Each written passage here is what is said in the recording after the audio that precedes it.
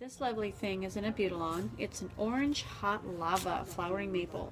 So we're going to go ahead and get this repotted. It's in its original nursery pot.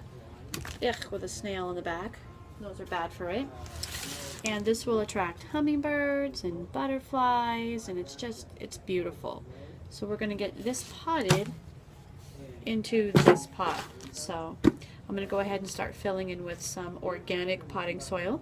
And I prefer organic potting soil because I can adjust the type of fertilizer, the quality of fertilizer, and the quantity of fertilizer that I put inside the soil. I'm not stuck with what the factory puts in, and then I don't have to worry about burning my plant any. So I'm going to go ahead and get started.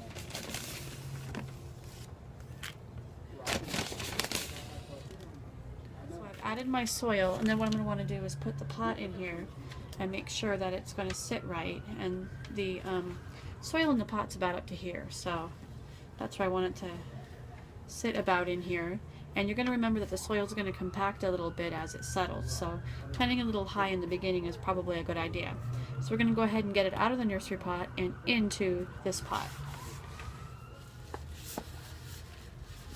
Just going to gently squeeze around the edges and then see if we can get it up. You can see how all the roots have went around there. It just really is needing some more space. And there are some thoughts on the soil here. Some people like to break up the soil and just have the roots exposed and put the whole thing in. And some nurseries will tell you just put the thing in as it is so as not to stress out the plant too much. And that's what I'm going to do today. So I'm just going to start to fill in soil once I get this centered right where I want it.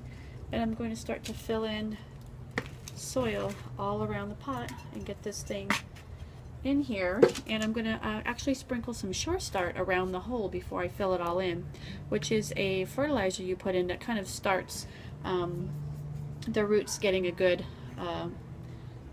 start inside your pot. And it came with a stick, a bamboo stick in it that's holding it, and I'm probably going to leave it that way because it hasn't outgrown it yet, but when it does I'll put a new stick in there. And I'm going to go ahead and water this really well and get it put out in its little nook where it belongs, and that's sort of how it looks. And I'll take a picture and put a picture on of it back in its spot. So it's pretty easy to pot something up and get it going. What I'll do is I usually like to put rocks in the bottom of a saucer to kind of elevate it up off the saucer a little bit, put it in its saucer.